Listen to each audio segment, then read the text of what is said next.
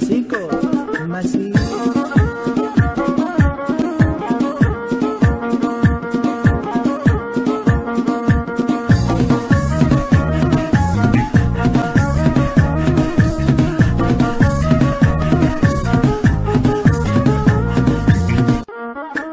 Masico, Masico.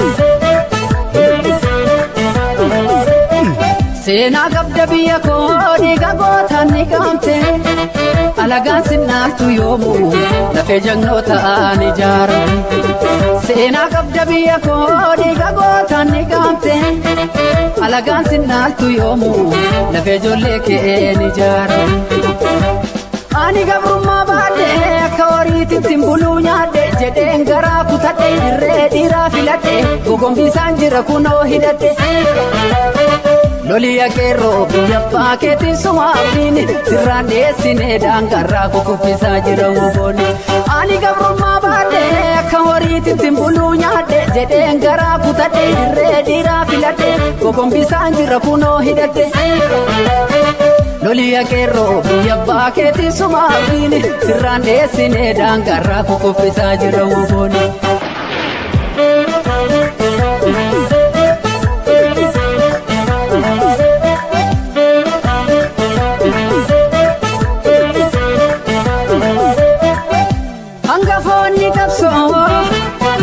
Warri kapsizani luputin kusanne kanofare gani Oromi aradi gansararani galmanga ukamna kayo jalewani Oromi aradi gansararani galmanga ukamna kayo jalewani General Tade Birukes Kudina Tumsa Kabada Buzuna Shifala Mokitesa Mulla Tafai Sokana Kabaro Tumsa Aile Fida Fijarra Bagada Amin Abdul Fataf Tasfa Uncha Mada Mutama Hawa Sivjal Magar Sabari Haji Adam Sadov Kanaka Usembune Nadi Gamada Fi Kanaka Borudine Gota Kanadam Neme Kamiram Wali Galuni Bedina Farasa Aye Dina Karabane Dina Karabane Namne Gotas Waregama Hedu Babne Kamfala Jirra Falmacha Jirra Nuarale Namne Wada senes nuti galmangenya saba Kenya lubum batus lafem bobaus kapsicha galmangenya lubum batus lafem bobaus kapsicha galmangenya namne gotas waregama hedu babne kamfala jirra falmacha jirra nuarale namne Wada senes nuti galmangenya saba Kenya lubum batus lafem bobaus kapsicha galmangenya Lubum batus lafem bobaus kapsicha galmangenya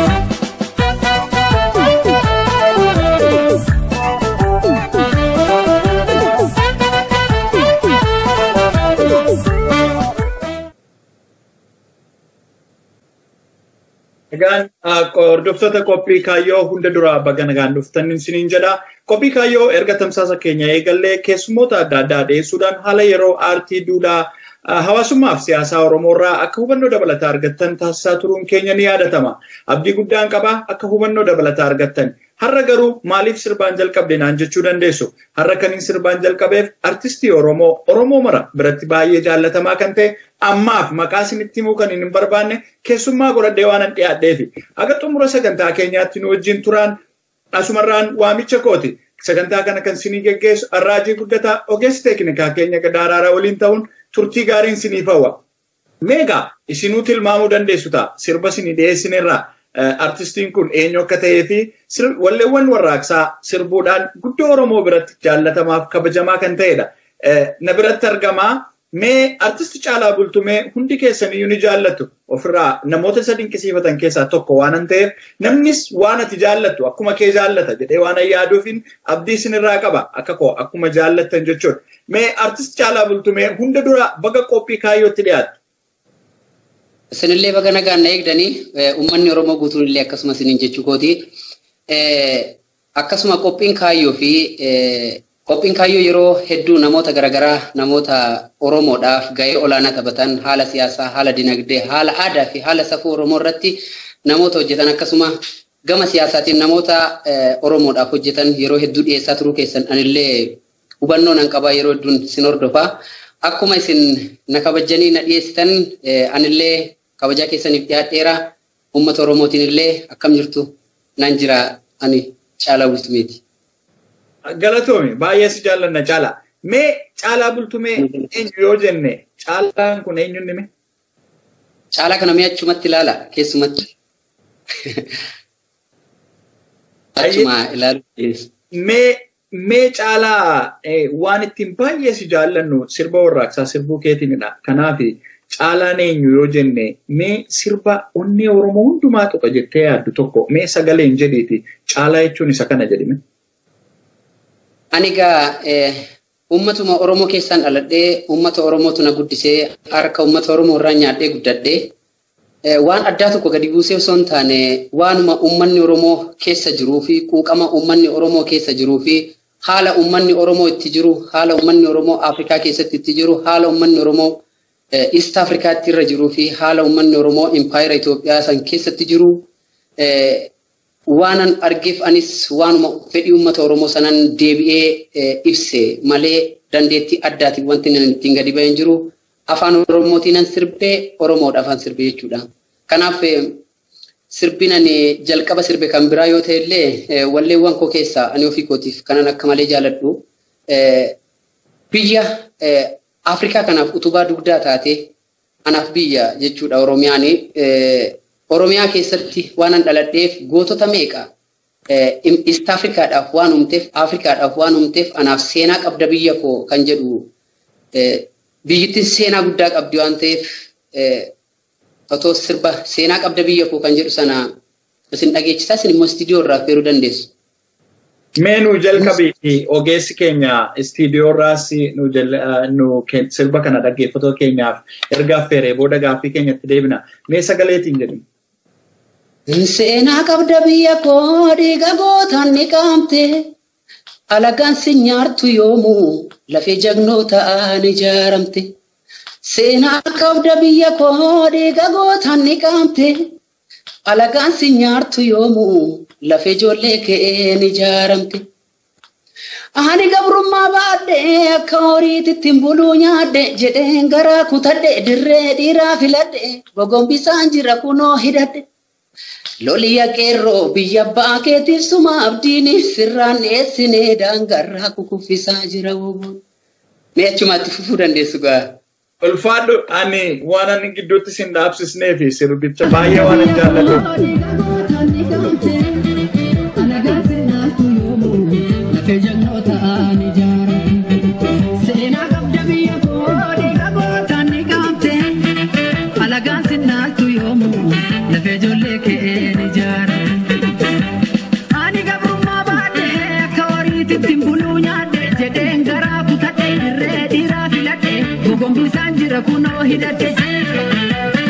Loliya qeerroo biyya abbaa keetiif suma abdiin sirraan dhiyeessinee daangarraa kukuffisaa jira woboon.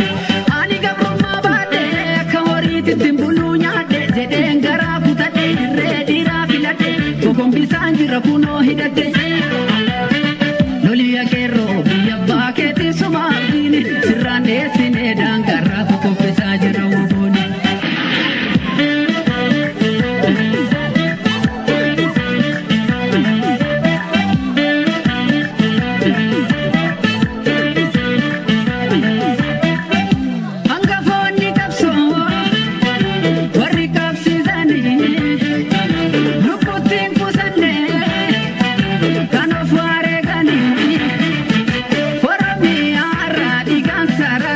Galmanga ufamna kayo jale woni.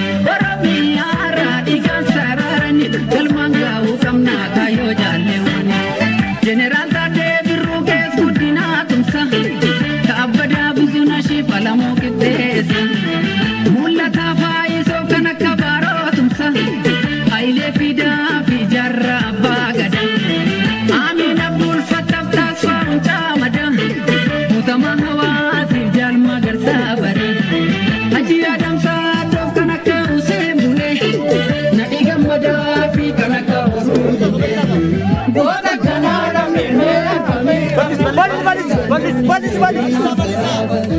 Ai. Dia karabane. Dia karabane. Mare kamoge dobame kambala jira macha jira warale rane. Mana sene Kenya sabakenya.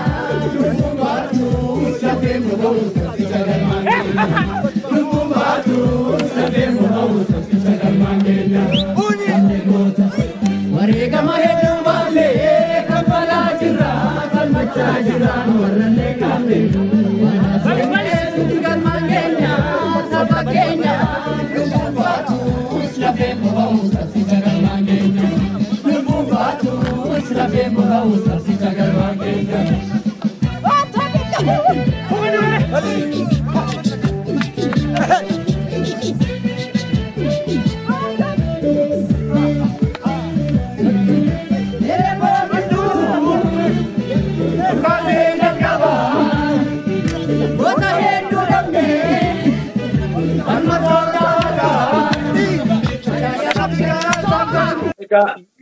Kala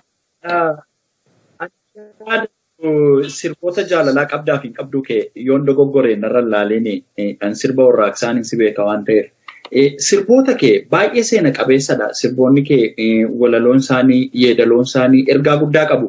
Tokko tokkoon itti dhufnee ilaalla. Artistiin dargaggoo tokko yeroo seenaa akkas keessa qoratee bifa aadaaf aartiidhaan seenaa Oromoo tokko barsiisu. Mee otuu gara isaatti hin dhufiin dura Caala akkamitti sirba jalqabde ni yaadatta? Ani sirba kanan sirba jalqabuudhaan duratti hawwiin kiyya waan biraa ture. Wantootan hawwu sana keessaa haga tokko lamaan tokko galma ga'anii jiru. Inni sadaffaan immoo tarii fuuldurattis galma ga'uu danda'a. Hawwii guddaan qaba. Guyyaa tokko ani gara aartiilee nan seena jedhee adeem beeku barnootaan warri na beekan aga tokko osoo dubbatanii gaariidha. Kutaa tokko kaasee aga 10tti sadarkaa tokkoffaan gadhiisne ture. Hawwiin kiyya paayileetii ta'uu ture. Garuu haalli Oromoon keessa jiruu fi haalli Oromiyaan keessa jirtu carraa sana akka hin geenye na daangesse. Inni tokko immoo isa sana hin arganne kanan hawwu keessaa tokko kan biraa maashaal aartiidha ture. Baay'ee sanatti milkaa'eera. Ittaan sun immoo sadaffaa kanan ani hawwu loltuu ta'uudha ture. Sanas immoo maatii koo kanan itti dhabe waan kanarratti waan ta'eef haaloo sana deeffachuu ture. Gumaa sana deeffachuu ture. Daa'imummaa keenyaan yoo artistii Eebbisaa Addunyaa alagaa tajjeesoo jedhan, diina tajjeesoo jedhan dhuguma dhugaa dubbachuuf boba'aan sun waan sana keessaa kan seenu na taasiseen jechuu barbaadeen. Kanaaf aartichi kanan seenanii yoo daa'ima waggaa 14 yoon jirudha. Yoon kutaa 7 akkas kutaa 5 yoon baradhu jechuudha. Gumii Abdii magaala Goojoo kan jedhamutu jira. Aanaa Jalduutti jechuudha. Magaala Finfinnee irraa Jalduutti yoon deebi'u Gumii Abdii magaala Goojoo sana keessatti sagalee sirnaan qabaa. Hojiin fi barnoota maddiitti dhaqeen isaa booda shaakala ture. Isa booda daddaraaroo akka Oromiyaatti qophaa'e 99 irratti hirmaadhee osoo hin yaadiin anis aartii kana keessa lixee jechuudha. Dorgommii daddaraaroo sana booda garuu dandeettii dhumanarraa qabuun qabaa haalli tokko ture yoo sana waan san keessa afullee har'a itti milkaa'eera. Sanammoo weellistoonni Oromoo hundi anaaf fakkeenya guddaadha. Tokko lama siin jechuun danda'u baay'ee kabajaa guddaan qabaa fi warra ofii osoo isaaniin darbiin har'a nuuf dandeettii meeshaa guutuudhaan akka hojjennu nu taasisantu jira waan ta'eef weellistoota Oromoo hunda fakkeenya kooti yookaan moodeela kooti jechuun barbaada. Kanaaf aartiitti kanan seene ani duraan shubbisaan ture aadaa fi turizimii Oromiyaatiin leenjii fudhadhee isa booda jechuun isa leenjii osoo hin fudhanneen duratti Amboorraa godina bakka bu'ee tanan akka Oromiyaatti darbee ture isa booda gidduutti dorgommiin tokko ba'ee xiqqoo waanan tureef gabaabinaafuu waan sana har'a nageenya isaaniitiif maqaa dha'uun fedhu namni sun baay'ee sagalee kiyyaaf sochiin ani socho'u waan jaalateef maaloo hin guddifannaa dabarsaa jedhee nan darbe jechuudha dandeettiin kiyya saga tokko powerful waan tureef baandii burqaa buraayyuu nama hedduu keessaa dorgomnee weellistoota Oromoo fi qabsaa'ota Oromoo har'a waa'ee maaster pilaanii irratti sirboota hedduu sirban kan akka baandii sana keessaa kan akka Hawwii Tazarraa fa'aa Muluu Baqqalaa ana dabalatee Nafisaa Abdul Hakim har'a amma mana hidhaa jirti. Namoota roorroon adda irratti deemaa jiru kana baandiin sun oomishe jechuudha. Baandii sana keessatti yeroo sana darbine isa booda aartii ergan seeneen booda gara Bahar Dar dorgommii maashaal aartiitii fi akkasuma aadaa Oromoo agarsiisuudhaaf tapha waliigalaa guutuu Itoophiyaa irratti Oromiyaa bakka bu'ee deemee yeroo maaster pilaaniin ka'u sana waan ho'aa ture jechuudha. Maaster pilaaniin oduu xixiqqoo jira. Isa maddiitti yoo sanatti waggaa 100ffaa Minilik ayyaaneffachuudhaaf weellisaan alagaa tokko waan garaagaraa qopheessaa ture. Yoo sanatti nuti immoo Bahar Dar irratti deemnee turre sana gidduutti waan tokko kitaabonni garaagaraa yuunivarsiitii Finfinnee fi yuunivarsiitii Jimmaa keessatti Oromoo kan faallessuu fi dhimma Oromoo kan tuqu wantoonni garaagaraa barraa'anii waan turaniif afaanicha waan dubbisuuf haga tokko wantoonni sun keessa kootti akka malee waan hin taane uumanii baandii Opiidiyoo guddaa irraa eegan nuti Bahar Dar illee deemnee gama biraatiin immoo mana ispoortiin Giriim Vaandaam kan jedhurraan maashaal aartiidhaan dorgommii deeme. Sanarratti birriin argadhe warqii fudhachuu hin dandeenye akka guutuu Itoophiyaa sanatti. Kanaaf jechuun guutuu Itoophiyaa irraa warra walitti dhufan sanarraa birriin argadhe. Sana booda yoo achi as deebinu sagaleen kiyya cufamee jira achirratti waan abaarsa garaagaraa ture waan eenyummaa Oromoo tuqantu ture jarreen kun Gabra Minilik turan wantoota jedhu ture.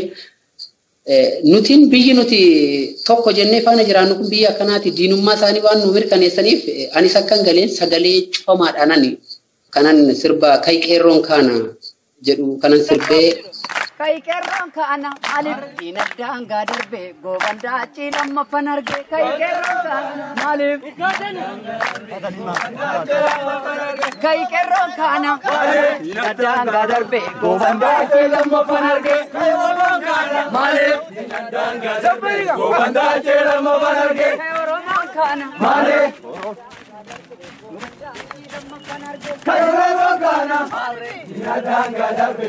sanarra sirbee yoon achas deebu yoon ol deebu suuraan kiyya hundi bittinee jira. Egaa haalli nani itti ture haalli gara aartiitti seene aartiidhaan booda almost baandii burqaa buraayyuu keessatti waggaa 4 shubbisarra ture waggaa 4 boodadha kana nani gara sagaleetti dhufee bofa afaa keessaa taanee lootuu fakkaannee nutis diinatti hojjenne jechuudha. Sana keessatti quuqamni uummanni Oromoo kaabaa kibbatti bahaa dhihatti yaada tokko waliif qabu eenyummaa isaan osoo waliin qoonne amantiin osoo waliin qoonne wantoonni sun anaaf uummata Oromootiif moodeela akkan ta'u na taasise jechuudha. Keessa isaanii waan jiru sanan anis erga siyaasitti ergan dirree qabsoo seenee haala hamaa turee warreera irratti illee qabamee yeroon itti Finfinneetti deebi'ee jira.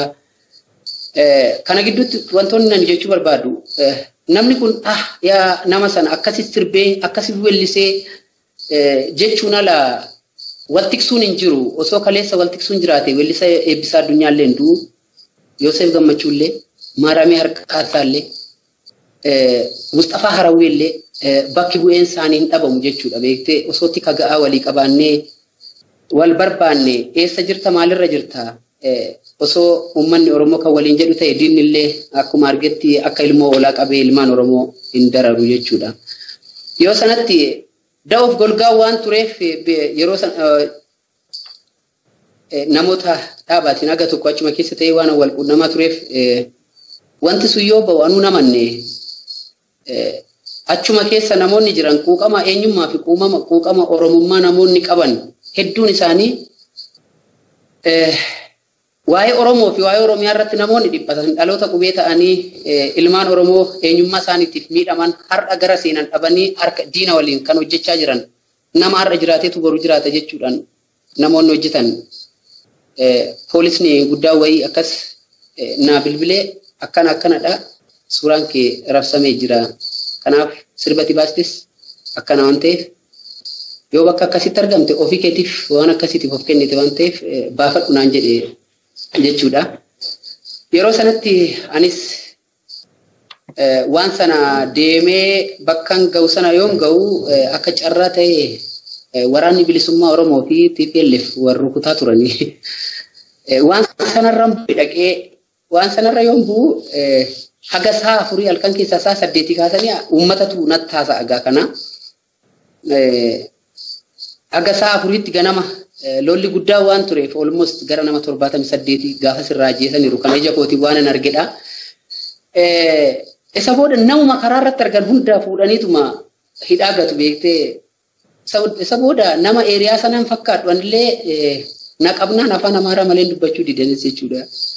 Yoo sanatti waa takkallee waa'ee siyaasaas baradhee miti egaa maal gochuu iddoo kana dhufte naan jennaan ay akkasi mastangidoo hoteelatti qacaramee hojjechuufan dhufee dallaalaan godaan nagatee kanaafuu eessa borsaan kee bilbilan qabdu naan hin qabu lakkeen je'ee tanan yoo sanaaf dide akka carraa ta'ee mucaan keellaa buraayyuu hojjechaa ture tokko hojjetaa poolisii federaalaati na arge yoo na argu amanuu dadhabe achi eessaa dhufte boo maal jedhee nyaaraan tuqee kun ilma daadaa kiyyaati akkana maal jedhee har'ayyuu jireenya isaanii jiraachaa jiranatti fakkaata. Fincaan hin danda'ama jedhee ganna baasee fincaan naqabeeran jenne jedha namtichi afaan dhaga'u mana fincaanii yoo naqu karaa badee sananii akkana maal jedhi kana naan jedhee bilbila kiyya keessaa baasee simkaardittiin cabsee akkasitti waan sana jala akkan ooraalii mataa isaaniitiin madoo mataa isaanii faanaan deebi'ee magaala Finfinneetti galee jechuudha. Kan warra du'ee keessaa mattawaqaa naa kennanii sanuma faana seenee nyaadhee akkasitti yoo magaala Finfinnee ga'u artisti Faayisaa Leellisaati kan na simatee jechuun bakka hin jiru sanarraa dhufee kan na fuudhee jechuudha. Isa booda gaafuma sana eegaleen illee. Gaarii imala kee keessa seenaa guddaa akka dabarsite odeessan qabu jira. Itti dhufna akkamitti akka dirree qabsoottis deebite. Ulfaadhu akkamitti akka aartii Oromoo gara aartii Oromootti dhufte nu ibsitee jirta artist Caalaa Bultumee. Mee warra kaaniifis barnoota akka ta'uuf hin kaasa tarii namoonni hordoftoonni qophii kanaa wantoonni baay'ee anaanis akka namaatti waan ilaallatuuf kanaaf kaasa jechuu malu garuu lakkii ani barnoota akka ta'uuf hin kaasa wanta xuxxe keessatti mootummaa sana keessa ta'anii Oromoodhaaf hojjechuun ni danda'ama isa kana yeroo baay'ee namoonni baay'ee jala muranii kaasu kanaaf mee isa hafuufis barnoota ta'a waan ta'eef amma wantoota kaaste jiru barbaadamuu keessan sitti hime namuma caasaa keessa jiru wantoota baay'ee isaan dubbannu maaliif miidiyaa irra jirra waan ta'eef diinnis waan kana ni dhaggeeffata irra darbees immoo otuu achi keessa jirtanii caasaa mootummaa keessa soo jirtanii adda bilisummaa Oromoo jalatti ijaaramtaniitu ka hojjetaa turtani wantoonni kun barnoota ta'uu danda'u namoota akkasumatti ta'u mala qabsoo Oromoo yaada kennaniif kanaaf irra guddoo baay'ee deebistee akkati ibsitu hin kaasu maaliif namoota hafaniif jireenya isaaniif riskiidha waan ta'eef jechuudha mee imala kee keessatti yeroo murteeffattee biyyaa baatu namoonni baay'ee yeroo biyyaa ba'uu murteeffatanii lubbuu isaanii filatu waan ta'eef gara biyya alaa yookiin immoo gara biyyoota gara biraatti deemuufaa filatu. Ati garuu isa hin filanne maaltu dirree qabsoo si filachiise? Yaa guddaa galatoome Raaj. Wanti suni baay'ee jechuun wantoota argine wanti alagaan nurratti raawwatuu fi keessattuu ani guddinni kiyya harki caalu magaala Finfinneetti. Yoon kutaa tokko kaasee baradhu afaan Amaaraatiin jechuudha maqaan kiyya Caalaa waan ta'eef barachuu hin dandeenye ture yeroo sanatti tokkoffaa jibbaa warri kun nuuf qaban ana osoo hin taane eenyummaa koo akka jibbana nu badhe jechuudha beektee kanaaf sanammoo falli jiru afaan qawwee qofa afaan qawwee taane immoo gama siyaasaatiin, gama dippiloomaasiitiin akkasuma karaa nagaatiin illee waa hedduu gochuun ni danda'ama. Ani karaa nagaa sanaan hin dandeenye waan ta'eef murtee afaan qawwee sanaan filadhe.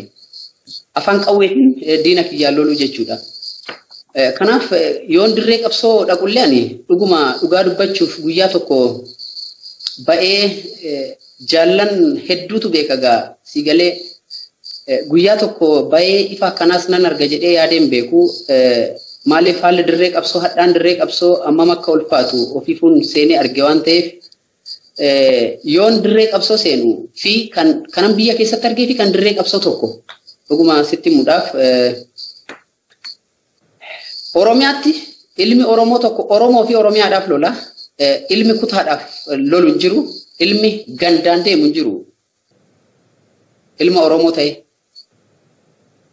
dirree qabsootti sanuman arge kan lakki ati saba kanaaf ni fayyadda jedhee fuuldura kootti du'e meeqan beeka jaallan har'a madaanii too dirree sana jiran nan beeka ofiifan beeka siin jechuu barbaadeen kana jechuun immoo ani dirqama afaan qawwee sana waan filadheef namni biraa maaf afaan qawwee sana filachuu dide jedhees nama biraa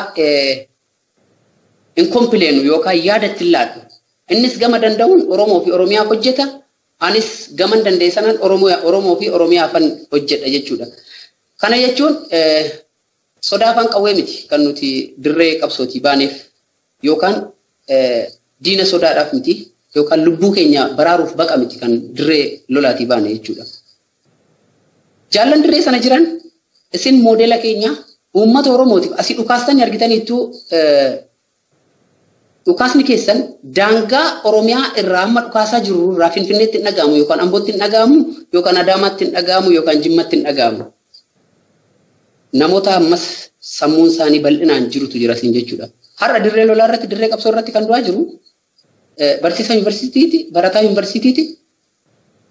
Nama eenyummaa isaa beekuudha nama of beekuudha siin jechuu barbaadeen kanallee uummanni Oromoo guutuun akka hubatu abdii guddaan qaba. Waraanni bilisummaa Oromoo immoo kan uummata Oromooti malee kan caalaa bultumee miti yookaan kan raajii guddataa osoo hin taane yookaan kan dhaabota Oromoo kaan jiraniin osoo hin taane kan uummata Oromooti waraanni bilisummaa Oromoo. Mee muuxannoo kee dirree qabsoo irratti turte itti deebina. Muuxannoo kee biyya keessaarraa wanni atirraa kaastee daawwattoonni keenya hubatuu barbaadan. Mee amma biyya keessatti Oromoon gosaan yookiin naannummaadhaan yookiin saalaan wal qoodee qabsoo geggeessaan jiru tokko ta'eetu qabsoo geggeessa. Taajabbii kana immoo dhiyeenyaan qeerroon bilisummaa Oromoo waan inni geggeessaa ture ni beekta. Mee yeroo wal bira qabdee ilaaltu haalawwan biyya kana biyya alaa keessa jiranii fi haala biyya keessatti ittiin warraaqsi geggeeffamaa ture yeroo wal bira qabdu maal fakkaata?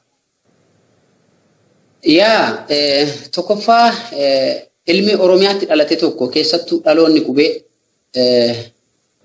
Oromiyaa fi Oromoo boruutiif yaada gaarii qabu, abjuu gaarii qabu. Kanaaf kan isaan lubbuu isaanii kennanii gootummaa guddina diina fuuldura dhaabbatanii osoo akkas jedhanii kan isaan dhumaniif jechuudha. Uummanni Oromoo gargaarsa eenyuutiin alattu, gargaarsa abbaa fedheetiin alattu, gargaarsa adiitiin alattu diina isaa injifachuu ni beeka, ni injifatas. Kanaafuu qeerroon kan inni biyya sana keessatti falma geggeessaa fi jiru baay'ee galuu hin dandeenye yoo qeerroo yookaan dargaggeessi 5 iddoo tokko dhaabbatee kan waan tokko haasa'u ta'e ilaalcha dhiphummaati ilaalcha garagaraa kennamaaf waan ta'eef uummanni Oromoo obsee dadhabe obsa fixate kanaaf uummanni Oromoo kan sanatti seene jechuun wanti biyya alaa fi wanti Oromiyaa jiru waliin argu. Dhugumaan dhugaatti namni biyya alaa jiru yoo jiraate ani akka sadittan hiree ilaala. Oromoo biyya alaa jiru. Oromoo karaaf ba'e, Oromoo garaaf ba'ee fi Oromoo gaaraa ba'ee jira. Kana jechuun kan jireenya mataa isaa fooyyeffachuudhaaf biyya alaa deemee jira. Erga qabsaa'uu ta'ee ilmi Oromoo sheekonni keenyaa fi qeesonni keenya akkasuma abbootiin gadaa osoo lakki kitaabni keenya akkanan jedhu quraanni keenya akkanan jedhu jedhanii dhumaa jiru. والمجد أبتني دواجر وان شيخ تأيف متي كان دوي شيخ نورمو أمانتي في أورمو ما في دوي وان أورمو تأيف دوي غافا سمتنو في دباني غافا شاشا من نرتي جولين أورمو ميقا دومان أمانتي داف متي نامني براكا أيف دباني في علم ما أورمو كنام بوجرو كايا أجتي سالغان توكوتو نمني شان ummanni Oromoo biyya keessa sadarkaa kanarra jira. Diinni isaa eenyu akka ta'e ummanni Oromoo biyya keessa jiru ni beeka. Kanaaf kan biyya alaa jiru immoo hunda miti. Waliin wal danquu, olola walirratti oofuu, jibbiinsa walirratti uumuu, vaayirasii kana immoo biyya keessa galchuu yaaluudha. Hin galu immoo vaayirasiin sun. Dhaloota qubee bira hin galu. Never. Kanaaf haalli biyya alaa jiruu fi haalli biyya keessa jiru tokko miti. Inni kan jireenya mataa isaa jiraachaa inni irratti du'uyyuu nuffine akkamitti inni irratti duune nuffa. Inni itti reebamaa jiruyyuu inni miilli itti citee deemaa jiruyyuu qabsoo kana nuffine akkamitti inni biyya alaa taa'u jireenya mataa isaa fooyyeffatee kan jiraatu akkamiin nuffe. Sigalee kanaaf qabsoon yookaan akka nani asirraa taa'ee haasa'u kan otoo hin taane yookaan akka biraatiin akkanaa sa'amu otoo hin taane hadhaa qaba, adeemsa qaba, akkaataa waa hedduu of keessaa qaba. Jaallan hedduun ni beeku. Abbaan fedhe immoo paartii fedhe haa ta'u dhimmi Oromoon irratti walii galu Oromoo fi Oromummaa fi Oromiyaa irratti walii galuu qaba. Kanaaf warri biyya alaa jirullee kana gochuu qaba. Karaa biraatiin badii qofa miti. Wanti isaan hojjetan waa hedduu. Oromoo East Africa keessatti hin beekamne addunyaa irratti nu beeksisaniiru Oromoon biyya alaa. Yeroo darbe waan tokko tokkoon ka'ee kunis duuba agirrisuyyuu malee. Moodeela nu ta'aniiru. Qarshii isaanii qeerroodhaaf ergaa namoota hedduu yaalaniiru. Nu mallee du'a jalaa baafataniiru immoo. Kanas kan godhe Oromoo biyyaan baati. Hojii isin asirratti dhaggeeffattan uummanni Oromootti na jaallate Oromoo biyya alaati kan godhe. Kutaadhaan miti immoo dhugaa dubbachuuf. Oromoo guutuudha waan keenya irratti kan hirmaate. Waliin dhalannee hiriyaa tokkotti guddannee osoo hin taane uummanni Oromoo eenyummaa isaa nama dubbateef nama kamiyyuu ni jaallata. Nama dhugaadhaan deemee uummatichaaf waan gaarii hojjete nama kamuu ni jaallata uummanni Oromoo. Yoo ta'uu fi didde immoo ol si baaseetuma riqicha si jalaa fuudha uummanni Oromoo ammas. Hin beeka sabni kun. Sabuma nuti wallaalaadhaa. Sabuma alagaa wallaalaadha lakki waliin galan jedhu santu qabsoo Oromoo kana dhiibee asiin gahe. Kan barate kan nutti barate sin jira kan nu barate sin jira. Kan lole kan nuuf lole sin jira kan nutti lole sin jira. Kan ajjeese kan Oromoo ajjeeses ni jira kan Oromoof ajjeeses ni jira. Kanaafuu dursa qabsoon keessaa walii galuu qabna. Waan miidiyaa irratti dubbatamuu hin qabne miidiyaa irratti ba'anii haasawuu osoo hin taane akkamiin ta'e eenyurraan ta'e maaliif ta'e jennee hubannoo akkasii qabaachuu murteessaa. Ani Ambootti yookaan Jalduutti waan dhaladheef qofa gaafa wanti ta'e ofii kootii balleessee gosa of duubaan kanan fidu yoon ta'e rakkoon ana bira jira malee gosa san bira miti. Dhuunfaadhaan ani haasofsiifamuu hin qaba. Aadaa qabna, safuu qabna, hooda qabna, haala ittiin deemnu qabna. Uummanni Oromoo jechuudha. Kanaaf East Africa keessatti uummata jabaa ta'e kan jiraachaa ture. Yoo Keeniyaa keessatti nuti hidhamnu, yoo Keeniyaa keessatti nuti rakkannu kan nu baase uummata Oromoo Keeniyaa jiru malee obboleessi nani waliin dhaladhe achirraa dhufee miti kan na baase jechuudha. Sadarkaa kanaan kan naga'e. Uummanni Oromoo hunduu ga'ee mataasaa danda'e qaba. Maaf akka koo ta'uu diddee jedhee garuu nama komachuu hin qabu jechuudha. Gaarii mee imala kee naannoo Keeniyaa keessatti rakkoo isinirra ga'e hin deebina. Ati nama dandeettii adda addaa qabudha. Jagnaa nama loluu nama waraanasi. Waan siyaasaa hedduu sirraa barannaa dhaamsa artistiin tokko dippiloomatii saba tokkooti. Waan baay'ee sirraa baratu jedhee yaada. Hordoftoonni sagantaa keenyaa walduraa duubaan dhimmoota qabsoo keenya ilaallatan gahee artistiin tokko qabu kan jedhus walumaan tuqaa waan aartii irratti hojii hojjettee sirboota kee keessaa wantoota tokko irratti wanti seenaa qaban jiru waan ta'eef isaan kana suul wajjin kaasaa adeemna. Egaa hordoftoota qophii kaayyoo sagantaa nuni geggeessaa jirru marii artistii keenya jaallatamaa Caalaa Bultumee waliitiin sagantaa kana kan isin geggeessu Arraajii Guddataa ogeessa teeknikaa keenya Gadaraaraa wajjin hanga xumura sagantaa keenyatti nu wajjin tura. Mee gaaffii koo ittiin deebi'aati. Istiidiyoo irraa sirba kee tokko yoo na arguu danda'a ta'e dhimma maaster pilaanii irratti sirbame tokko hordoftoota keenyaaf feerree achirraa kaan immoo sirboota keessatti seenaawwan tuttuqaman maalirraa kaan kan jedhu laalla.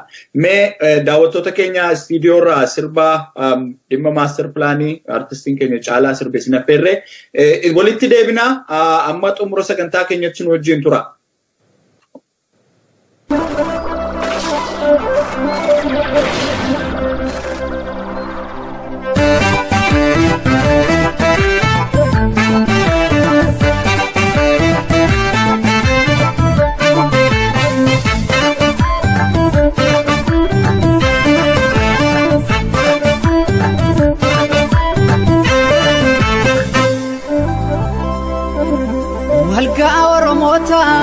Wirtuma caftu lama finfinne biyyi tufaan akkamiin gurgurama.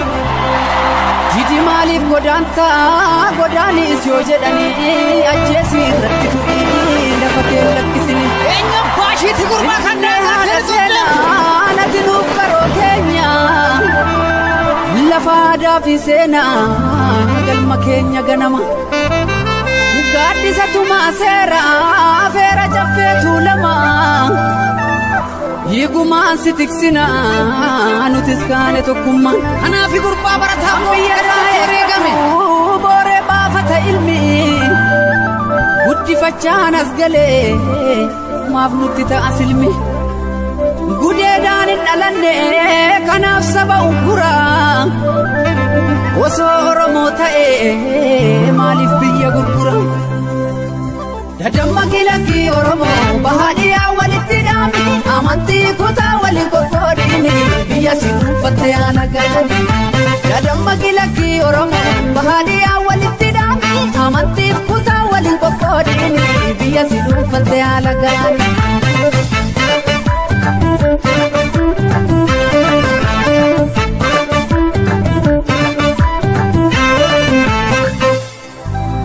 Oromiyaa biyya koo meeqa siif itimame dhiigaan siif tiksu jecha meeqa bahee dhabame.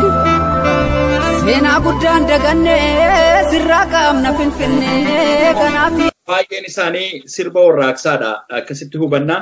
Caala meeqa imala kee hedduu waan keessa dabarsiteetti deebina mee waa'ee sirba keerraa waa jenna. Sirba waa'ee maaster pilaanii fi seenaa qabdaa Oromiyaa jedhu keessatti maqoon namoota goota ta'anii maqawwan bakkaa akkasumas immoo dhimma Finfinnee ilaalchisee Finfinneen maal akka turtee fi sirba sana keessa yeedaloosaa keessatti walaloosaa keessatti wantoonni tuttuqaman seenaa wajjin wal qabatu. Isa kana maalirraa kaasteetu kanatti sirbitame? Wanti kun baay'ee waan seenaa gadi fagoo qabudha. Fakkeenyaaf seenaa qabda biyya koo irratti gootonni Oromiyaa kutaa hunda keessaa akka kaleessa akka fireetti yookaan akka dungootti wanti kaleessa Oromiyaa guutuu keessatti fi yookaan namoonni muraasni hayyoon gootonni keenya muraasni xiqqaa haga guddaatti irratti hirmaatanii waan sana dhaloota har'aatiif yookaan dargaggoonni kaleessaa yookaan maanguddoonni irraa warri lubbuun jiran illee warri lubbuun hin jirre illee waan kana keessatti ga'ee olaanaa qabu turan. Bara qabsoon Oromoo faffaca'ee akka seenarraa dubbisee argetti qabsoon Oromoo faffaca'ee bara addi bilisummaa Oromoo hin dhaabbanneen duratti bakkeewwan garaagaraa keessatti guutuu Oromiyaa keessatti lolaan diina faccisaa turan jechuudha. Gootonni nani achirratti maqaa dha'ee jechuudha. Jeneraal Taaddee Birruu, Guddinaa Tumsaa, Waaqoo guutuu warroonni nani achirratti gootonni nani achirratti maqaa isaanii maqaa dha'e suni qabsoo Oromootiif eenyumtuu Oromiyaaf jecha malee ofiif jecha miti jechuudha. Qabsoon sana kan gaggeessaa turan yookaan galii addaa argachuudhaaf miti lubbuu isaanii kan itti dhaban jechuudha. Sanaan alatti kan nuti maqaadhaan nu bira hin geenye illee kan mana hidhaa keessatti dhuman illee hedduutu jira. Kan qaamni isaanii hir'u ta'ee har'allee rasaasni qaama isaanii keessatti dhaamtee biyya alaa keessatti haala addaatiin UN'n isaan deeggaraa jirtullee jira. Biyyoota hollaatti kan rakkachaallee jiraachaa jirantu jira. Kaan immoo hir'ina dhabiinsa nyaataatiin kan dirree qabsootti ijji isaanii arguu dadhabeessaa 11 booda namoota deemuu hin dandeenye fa'aa hedduu jira. Qabsoo kanaaf namoota hedduutu itti dhabame hadhaa hedduu dabarsanii lafeetitti cabe, lubbuutitti ba'e, gootatitti dhume, hayyuutitti dhume, ola deemtuu keenya xixiqqootitti dhume waan ta'eef sirba sana keessatti biyyi kun biyya sanaa miti impaayirri Itoophiyaa sunuu maqaa uummata Oromootiin jirti jechuudha. Wiirtuun dugdaa biyya sanaayyuu wiirtuun dugdaa Afrikaayyuu uummata Oromooti jechuudha. Kaan isaanii alagaadhaaf osoo deemanii meeqatu Burundii irratti wareegame isa kana manni haala kaa'u. Meeqatu dirqama biyya sanaatiif deemee Somaaliyaa irratti wareegame isa kana manni haala kaa'u. Meeqatu immoo kibba Suudaan nagaa eegsisu deemee achitti wareegame isa kana manni haala kaa'u. Meeqatu too biyyaa ba'uuf deemuu galaanaan nyaatamee qurxummiidhaan dhabamee isa kanas manni haala kaa'u. Ilmaan Oromoo jiruun isaaniif ta'uu didee boru maatii keenyaaf jireenya fooyyeffanna jedhanii too immoo osoo biyya Arabaa keessatti meeqatu gamoo irraa darbatame isa kanas manni haala kaa'u. Kanaaf isaan kunis nuuf goota jechuudha. Nuuf Oromoof akka kiyyaatti anaaf jagna jechuudha. Maaliif jireenya isaanii fooyyeffachuudhaaf maatii isaanii guddisuuf yookaan immoo maatii isaaniitiif dabarsuudhaaf kan isaan biyya alaa deeman. Baratanii barnoota waan gaariin argatan ilmaan Oromoo qofa osoo hin taane saboonni biraan illee. Ilmaan Oromoo qofa osoo hin taane Ogaadeeniyaan illee. Beenshaangul Gumuz, Affaar. Even saba Oromoo qofa osoo hin taane saba Tigree keessayyuu uummata gabroonfataa kanaan alatti yookaan immoo murna yookaan gaangisteera amma taayitaarra jiruun alatti meeqatu mana isaatti miidhamaa jira jechuudha. Uummanni Oromoo immoo ofirra darbee nama uummata ollaa isaatiif ta'udha. Namayyuu barsiisuu danda'u. Nama Afrikaa kanaa fi addunyaadhaaf sirna gadaa tumedha sabni keenya jechuudha. Kanaaf osoo sun ta'uu baatee wantoonni garaagaraa kun osoo jiraachuu baate osoo miidhaan jiraachuu baate eenyumtuu biyyaan ba'u jechuudha. Ikoonomikaalii waan miidhameef, fiizikaalii waan miidhameef, naawoloojikaalii waan miidhameef uummanni keenya jechuudha. Saboonni cunqurfamoon kan biraallee biyya sana gadhiisanii kan ba'aniif meeqatu dhumaa jechuudha. Kanaaf isaan sanaaf yaadannoo akkanaa ta'uufani sirba kanan sirbe jechuudha. Sirba kee seenaa qabda Oromiyaa jedhu walmaddiitti waa'ee maaster pilaanii ati sirbite keessatti sirboonni hedduu waa'ee maaster pilaanii sirbamaniiru. Garuu keessumaa artistii Haacaaluu Hundeessaa fi ati waa'ee teessumni lafa Finfinnee bulchiinsa Oromoo keessa Oromoon osoo gabrummaan cabee kufiin dura qabaachuu ishee wantoonni tuttuqaman jiru achi keessatti seenaawwan sanarroo amma maal hojii wal qabatame waa'ee maaster pilaanii yeroo qabu. Suniyaa fakkeenyaaf gara magaala Finfinneetti yoo deebinu gosa guddaa yookaan Boorana Kaabaati immoo Booranni Kaabaa jechuun Booranni kun bakka gurguddaa lamatti kan qoodamu. Boorana Kaabaa fi Boorana Kibbaati. Booranni Kibbaa Saakuyyee, Garrii, Gujii osoo hin dabalanne Gabraa fi Waata yookaan Gaaboon hanga garba guddaa Indiitti warra qubatanidha. Boorana jechuun immoo achuma jalatti Booranni sabboo fi goonadha. Sabbo sadeenii fi goona bal'aa jedhamu jechuudha. Kana seenaa Oromoo keessaa gadi fageenyaan ilaaluun ni danda'ama. Booranni Kaabaa immoo Maccaa fi Tuulama. Isaan kun Boorana. Baarentumni sana keessa hin jiru jechuu koo miti. Ilmaan Oromoo kamiyyuu tokkodha ana biratti siin jechuu kooti. Ana bira qofatti otoo hin taane iddoo tokkotti balbalaan jira, iddoo tokkotti gosa guddaadhaan jira, iddoo tokkotti immoo abiddaan jira jechuudha. Maqaan gosoota Oromoo guutuu Oromiyaa keessa jiranii jechuudha. Fakkeenyaaf raayyaa yoo fudhanne gara Baaleetti yoo gad dhufne raayituudha. Machi immoo Keeniyaa keessatti maccituudhaan beekama jechuudha. Galaantuudha. Kanaafuu waan tokko dabalata malee siin jechuu kooti. Kanaaf Booranaa kaabaa sana keessaa uummanni galaanii fi abbichuu magaala Finfinnee sana uummata qubachaa turanidha jechuudha. Isaanis immoo kaabaa fi kibbaan bahaa fi dhiyaan Finfinnee kana keessa jechuudha namoota ittiin bulaa turtetu jira. Badhoo Dachaasiin alatti jechuudha. Badhoo Dachaas waraana bilisummaa Oromoo ture egaa dirree qabsoo irratti kan inni wareegamesi. Inni namoota Finfinneetti dhalatan keessaa tokkodha siin jechuu barbaadeen. Kanaaf Qe'ee Tufaa Munaa jedhamti magaalli Finfinnee kun jechuudha. Qe'ee Tufaa Munaa jedhamti. Waaree Golollee jechuun namoonni achi keessatti maqaa isaanii kaasisuun warra magaala Finfinnee bahaa fi dhiyaan giddu galeessaan bulchaa turan jechuudha. Isa booda warri achirratti hin godaannu jedhanii afaan illee ni jiru. Sirna bulchiinsa Minilik keessatti ilmaan Oromoo qe'ee irraa buqqisanii yookaan magaala Finfinnee irraa buqqisanii maqaa uummata Oromoo sana iddoo kan bakka teessoon Oromoo jiruu fi bakka beekamtiin Oromoon itti sirna isaa tumatu sanallee yeroo itti jijjiiranii waan garagaraa godhantu jira. Sana keessatti immoo ilmaan Oromoo tuulamaa hedduu miidhaman jechuudha. Baay'ee miidhamanii. Kanaaf jarreen sun warra achirra bulchaa turanidha. Kaan hin godaannu jedhanii warri fannifaman illee nu turanii Inxooxxoo irratti jechuudha. Kana jechuudha. Kanaaf seenaa isaanii kanan kaasee Qe'ee Qajeelaa Dooyyoo jedha beektee Badhoo Dachaas fa'aa ture jedha sirba sanarratti sirritti caqafame yeroo ta'e seenaa hedduudha kan tuttuqamu. Kanaaf lafti sun kan keenyadha. Kan ilmaan Oromooti. Kan Oromoo hundaati. Kan Maccaaf Tuulamaati siin jechuu barbaadeen. Kan Boorana Kaabaati. Teessumti sun iyyuu mataa isaatiin kan Oromooti malee kan alagaa miti. Har'a gidduu Walloorraa Raayyaarraa kaasee haga Walloo ga'utti Walloorraa immoo haga dhufee Shawaa Kaabaatti dhiyaatu kanatti jechuudha. Gidduudhaan alagaan seentee Minjaarii fi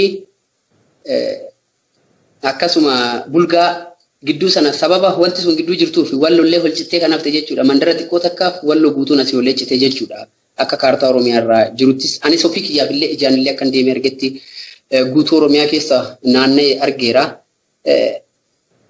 Sanatu jira jechuudha. Sanarraa ka'ee tanani wantoota sana seenaa sana qoradhee namoota barreessanirraa afaan Amaaraa illee warra seenaa Oromoo gurraachessanii barreessanis lafti sun immoo maanguddoota Oromoo irraa illee gaafadhee lafti sun kan keenya ta'u dhaloonni qubee immoo sanatti hin amana waan ta'eef kitaabota barreeffaman irraa wantoota sana dubbisee kan alagaan nuuf barreesses kan ilmaan Oromoo barreessanirraayis akkasuma namoota firoota namoota achitti dhalatanii sanarraallee qoqqoradheetu sana barreesse jechuudha.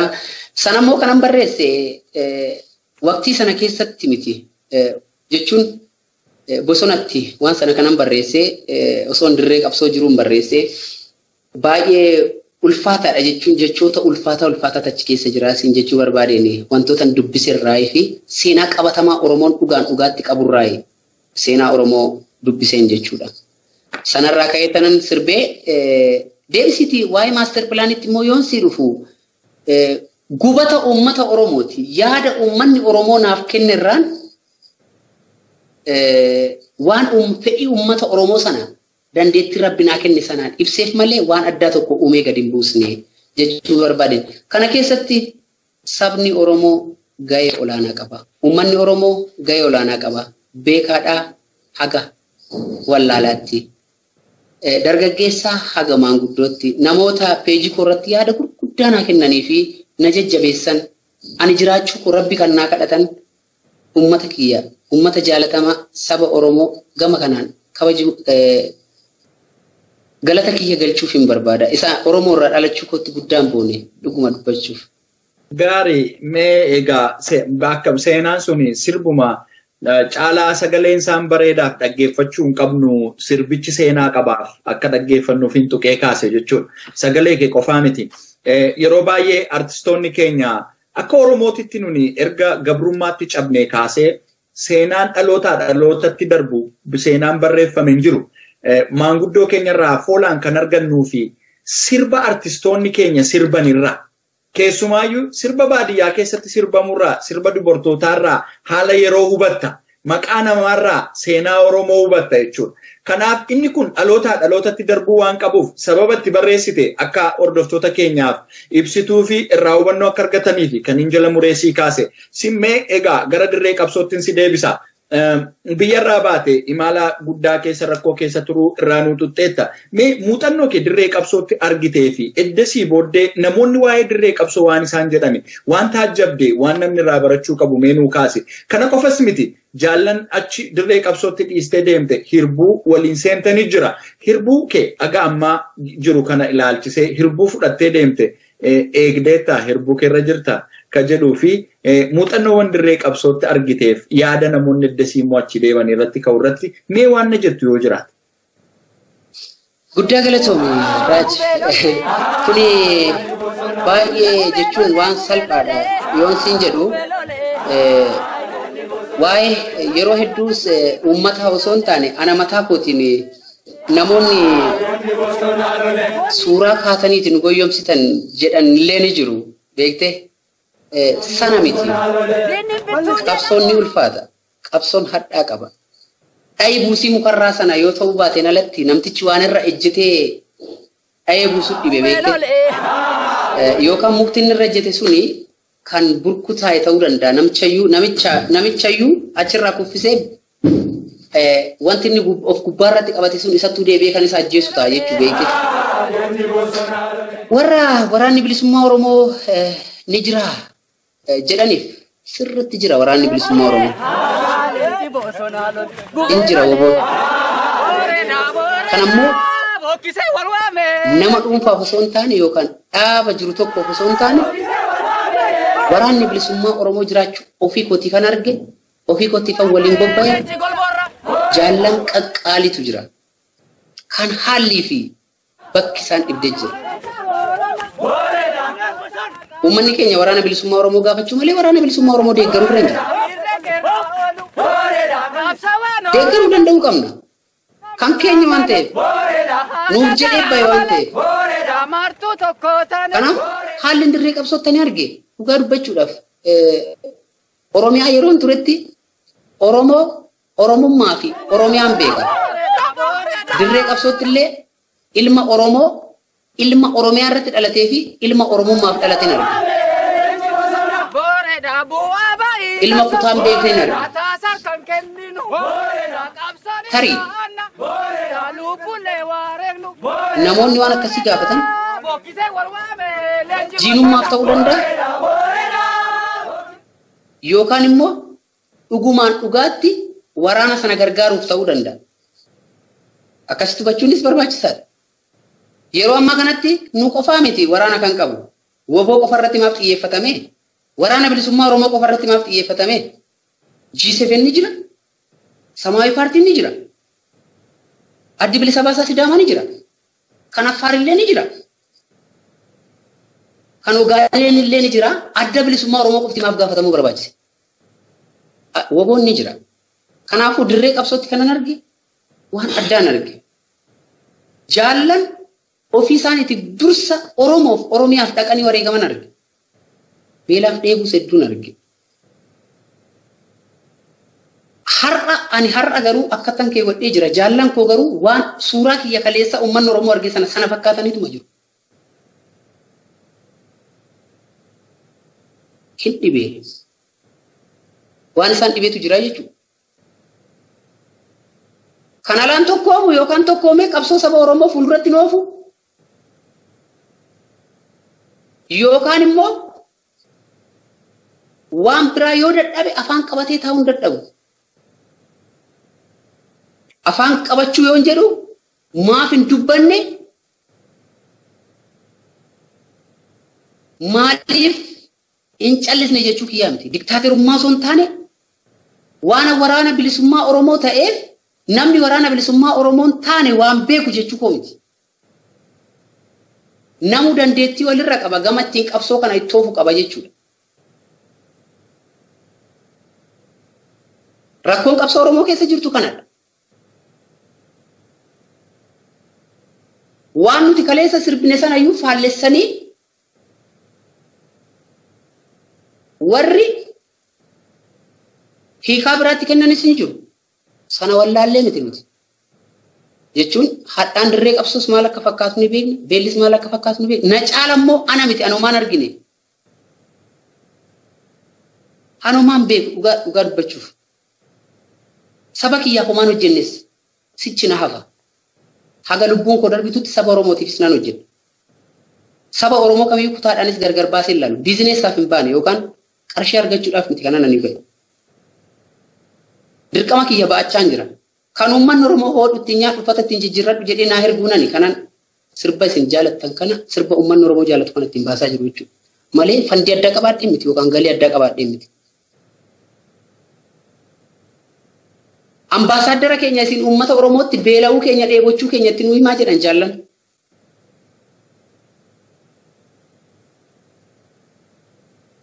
Nuti kan lolaa ni jirru wayyaanee qofa isinitti hin fakkaatin. Haa xiqqaatu alagaan diinni nuti ittiin lolaa ni jirru qabeenyuma keenya alagaadhaaf kenneet alagaan nu duuba jira. Biyyoota lixaatu duuba jira. Tikni isaanii biyyoota lixaati. Yookaan biyyoota addunyaa irratti paawarfuulii ta'an jechuudha. Alagaadhaan kan nuti lolaa ni jiru. Maaf dha'uu didee warri kana gaafatan ofii maal dhoofne. Diina saba akkuma argetti qalaa jira. Fakkeenya guddaa furan namoota hedduu jechuudha. Erga diina ajjeesu ta'e diinni maal isuma maddii ta'a waliin nyaatan ajjeesu. Innoo maal ba'ateetu nutoo maal ba'anneeti ani maalan baadhee raaj maal baachaa jira. Kan biraa miti yoo dhaqnee loluu dadhabne ija ilmaan Oromoo kaleessa rasaasaan Oromiyaa irratti dhuman seenaa isaanii galmeessinee kaa'uu danda'uu qabna. Daa'imummaadhaan kaayyoon isaa maal ture guyyaa akkamii du'e maal haasa'e sana hunda barreessinee kaa'uu qabna dhalootaaf. Kaleessa afoolaan daddarbaa ture akkumaatu dura kaaste har'a immoo barreeffama jira.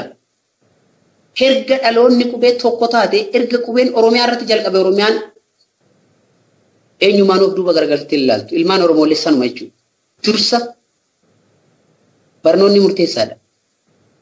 Barnoonni illee murteessaadha. Inni qawweedhaan lolu qawweedhaan haa lolu. Inni dandeettii barnootaa qabu barnoota isaatiin Oromoo fi Oromiyaa bira darbinee Afrikaaf yaaduu danda'uu qabna. Nuti kan jibbaa jirru amma saba Amaara jedhamu miti yookaan saba Tigree jedhamu miti. Sirna sana kan jibbaa jiru. Sirna nama nyaataa sana jibbaa jirra.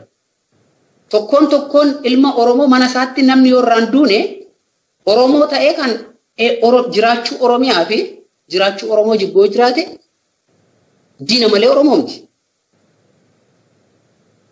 Garuu hariifa wallaalaa keenyas jarjaraa keenyas beekaa keenyas qabannee wal faana yaa'uun murteessaadha. Kanaafuu dirree qabsootti kan arge jaalalan arge osoo guyyaa 2-3 nyaataniin dhugiin kan dirree irratti wareegamantu jira. Soo inni ala jiru osoo nyaatee dhuguu osoo jireenya mataa isaa jiraachaa jiru osoo dhala isaa barsiifatu akkamitti qabsoo Oromoo nuuf inni bosona jiru iyyuu nuuf inni waggaa 20 meeqa taa'u iyyuu nuuf amma yoomii ta'a kan jedhuuf immoo innuun jenne gaaffisa kamtu kammoo gaafata. Waraanni bilisummaa Oromoo kan uummata Oromooti. Gaaffii garaagaraa warroonni kaasan ni jiru. Sirriidha gaaffii kaasuun ni danda'ama. Gaaffii kaasuun duratti garuu ani eenyuuf gaafachuun barbaachisaadha. Saba sanaaf ani maalan hojjedhee jechuun barbaachisaadha. Waanan caalaa bultumee ta'eef yookaan immoo waan guddataa taateef ana ta'e jiraadhu miti. Namni ofitti amanamummaa qabu aniin kun kana jedhee namni dubbachuu danda'u boru diina fuuldurallee dhaabatee dubbachuu danda'a. Abboo warri Shawaa tokko akkas godhanii abboo warri Gujii tokko akkas godhanii jechuu osoo hin taane warri Arsii akkas godhanii warri Baalee akkas godhanii osoo hin taane akka ilmaan Oromoo Oromiyaa jiraniitti yaaduu danda'uu qabna. Maal gochaa jirra? Dhaloonni jiruu maal gochaa jira?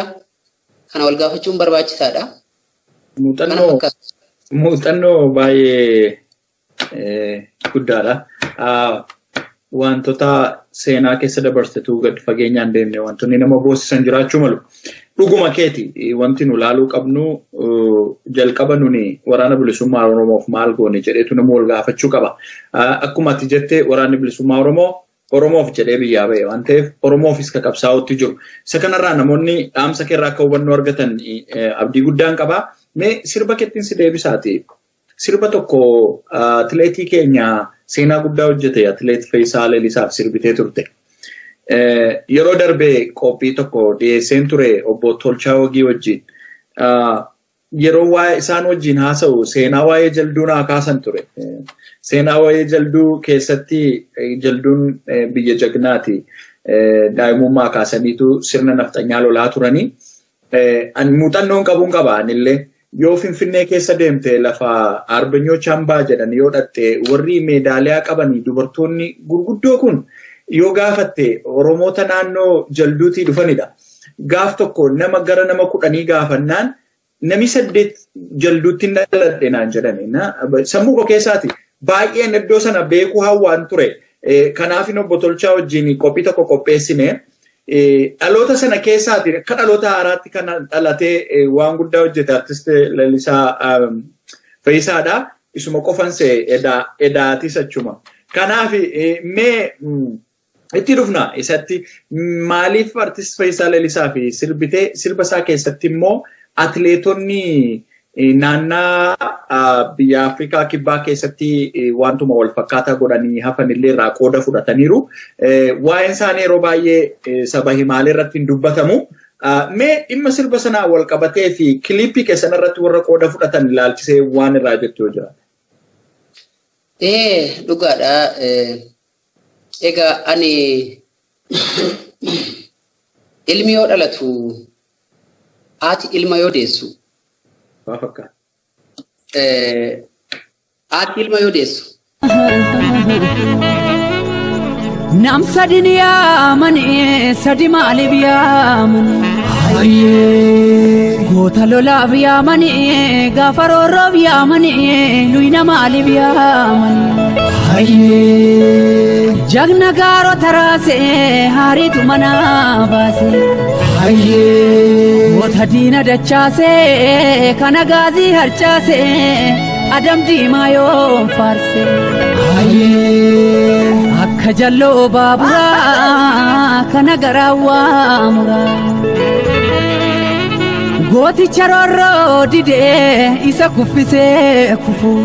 Akka galataaticha sabaaf ta'uu riqicha.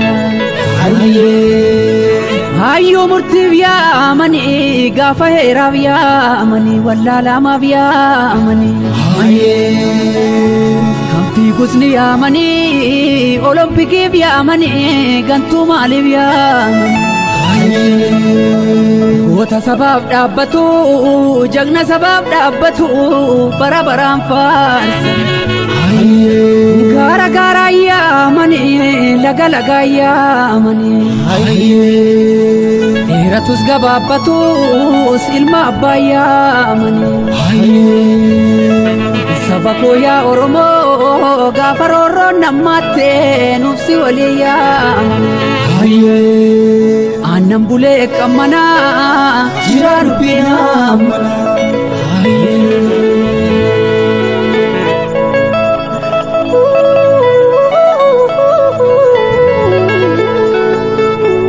Guddadhu mul'adhu biyyaaf ta'e kan biyyaaf yaadu ta'e bakka yaadde gahii akka naannoo ani itti dhaladhe sanaatti jechuudha.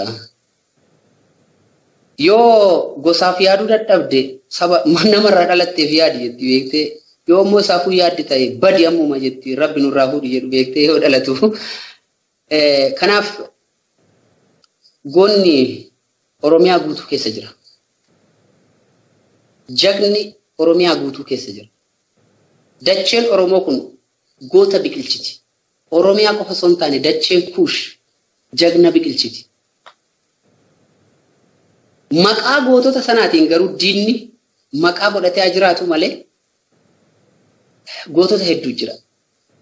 Fakkeenyaaf sirba Fayyisaa sana qofa osoo hin taane sirba Kaayyoo dhugaa jettee seentee mana hidhaa kan jedhu sanarratti Mustafaa Huseen kan diina 11 lafa naqee du'e jagna akkasiifaa qabna Arsii Lixaa Aajjee irratti jechuudha. Akkasuma maanguddoo Hajii Guyyee Duulaa haalli itti isin adeemtan dhaqiitii kuni kan hin eeyyamamu je'iitii ijoolleetti dubbadhu sheekanni jennaan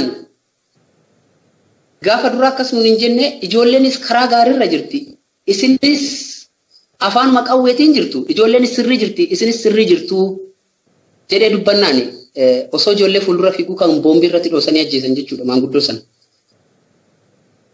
Gootota akkanaafaa jira. Adam Diimaafaa jira. Jagnoota maqaan isaanii dhahameen dhumnetu jira. Dhugumaan goota. Dubartiin Oromoo hundi goota. Dacheen Oromoo goota horti. Sana keessatti ilmi yoo dhalatu biyyaaf dhalata. Gosaaf osoo hin taane Oromoof dhalata. Ilmi dhalatu tokko kan Oromooti malee kan gosarra yoo darbe kan saba sanaati waan ta'eef daangaa Oromiyaa irraa diina deebisa waan ta'eef ilmi dhiiraa yoo dhalatu ilmoon tokko yoo dhalatu biyyaaf dhalatti jechuudha. Kanaaf dacheen Oromoo kun gootota hedduu horte. Onnee namoota nu keessatti turan keessa sadarkaa irraa ga'uu keessatti yookaan qabsoo kanaaf cichoominaan fuulduratti deemu keessatti ilmaan Oromoo bara 2014 dhumanillee gahee olaanaa qabu. Maaliif nam tokko yoo sirraa duusi dhukkuba. Keessi Oromoo guutuun madaadha. Har'a walitti haamufannuyyuu abbaan fedhe walitti aduu dubbatuyyuu malee gaafa diinni dhufe Oromoon tokko. Alagaan mee waa dubbattu laala. Uummanni Oromoo adda dureedhaan waliin fuuldura dhaabbata jechuudha. Waan qabu. Kanaaf uummanni kun wal jaalata. Uummanni Oromoo tokko siin jechuu barbaadeen goota hin horti dachee Oromiyaa guutuu goota horaa. Namuu carraa argatee haa beekamuyyuu malee kan carraan arganne gootonni meeqa mana hidhaa keessatti gurguramanii kan jirantu jira. Kan dirree qabsootti du'aniitu lafeen gammoojjii badda addaatu jira. Kan dhugaa dhabanii ilmaan Oromoo dhugaa dhabanii dubartoota keenya har'a diinni nuti biyya alaatii wal nyaanna. Har'a diinni dubartii tokko yeroo nama 7 gudeedaa jiru jira. Nama biyya alaatiif fidanii yeroo itti ilmaan Oromoo diqaalomsaa jirantu jira. Kaan immoo marfee garaagaraa injekshinii garaagaraa kennanii akka dhalle kan gochaa jirantu jira. Diinni dhaadannoo kaleessa ittiin godhate sana nuti walumaa galatti maalan jechuu barbaade? Dhugaadha. Jaldu gootota hedduu hortee Amboo gootota hedduu hortee Amboo Oromoon ni beeka. Amboo qofa osoo hin taane Oromiyaa guutuu gootota siin jechuu barbaadeen. Kanaaf jagnoota biifilee duubatti hin deebine kan borullee lubbuu isaanii Oromiyaadhaaf kennan ni qabna. Kan waan qaban hirmaatanis ni qabna. Rakkoo xixiqqoo arra biyya alaa keessa deemtu kana laallee abdii kutuu hin qabnu. Qabsoo yeroo tokko gabbuuti yeroo tokko ol kaati.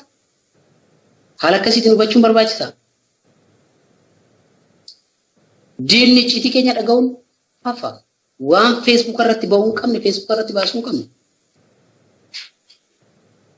Waan immoo barbaachisaa ta'e irratti uummanni Oromoo waliin ijaarame. Uummanni Oromoo ijaaramuu danda'u qaba. Uummanni Oromoo qabeenyaan guddachuu danda'u qaba. Uummanni Oromoo fiizikaalii guddachuu danda'u qaba. Nama humna qabutu diina isaa dha'ee gombisa waan ta'eef waan biraa dadhabne. Akkuma yeroo darbee uummanni Oromoo gootummaa olii keessa ba'ee Oromiyaa guutuu kaabaa kibbatti bahaa dhiyaatti osoo amantiif kutaa waliin qoonne diina fuuldura dhaabbatee dhukaasimee uummata jechaa ture jechuudha. Gootummaa guddina. Diinni waan barbaade ololuu danda'a. Ollaa keenya keessatti diinota nu keessatti guddatantu jira. Diina afaan keenya baree jira. Nama afaan Oromoo dubbate hunda Oromoo jechuun qabnu nama afaan Oromoo hin dandeenye hunda Oromoo miti jechuun dandeenyu. Kanaaf akkasidha. Faayisaa Leellisaatti xinnannummaa kaasneetu waga tokko waliin guddanne wal beeknaa sanaan alatti gootota hedduu jira. Gootonni jaldu hoomiste hedduu ture. Achitti kan diinaa wareegaman keessattuu naa yaadadha yeroo nani xiqqoo Baqqalaa Taammanaa jedhama. Wayyaanee 18 ajjeesee akka carraa ta'e sirba koo keessan galchine. Ergan sirbicha baaseen wanti jedhee diina tarree galche dhugumatti. Jagna still lafa sana tinnishoo Eertiraa jetteen mallas. Cobii jechuudha. Seenaa cobii sana eenyumtuu ni beeka. Biyya cobii biyya coomsee nama nyaatu jettee alagaan jechuudha. Lafti sun dacheen Oromoo guutuun walumaa galatti goota siin jechuu barbaadeen naannoon itti dhaladhe sana faarsoo ta'uu hin taane Oromoo akka Oromootti tan beeka, Oromiyaa akka Oromiyaatti tan beeka. Uummata Oromoo irraan dhaladhee, uummata Oromoofan dhaladhee, borullee haga lubbuun koo jirtutti uummata Oromoofan jiraadha. Yeroo sirba Fe'iisaa sirbitu yeroo baay'ee saba Himaaleetti waan hin kaane tokko ani waan hin arge tokko jiraayyuuti. Iddoo sanatti kan si deebise. Ijoolleen si wajjin kiliippii kee irratti hirmaatan jiru. Isaanis gochaama wal fakkaataa raawwataniitu ture kan isaan Afrikaa kibbaatti hafan. Waa'ee isaanii maal jettame? Yaa walumaa galatti maal jechuun barbaade waa'ee ijoollee kanaa baay'ee Fayisaadhaan duratti illee dhugaa dubbachuuf kan harka isaanii ol qaban illee ijoollee san turanii namoonni haga har'aa abbaan qabeenyaa Oromoo biyya alaa keessa jiran ijoollee sana gargaaruu hin dandeenye deeggarsa guddaa isaan barbaachisaa har'allee rakkoo garaagaraa keessa jiru siin jechuu barbaadeen maaliif of kennanii jiru kiliippii sanarratti illee ati goota keenya gammachiifte saba keenyaadha isin goota keenya gammachiistan saba keenya jedha achirratti waa'ee isaaniillee kaaseera.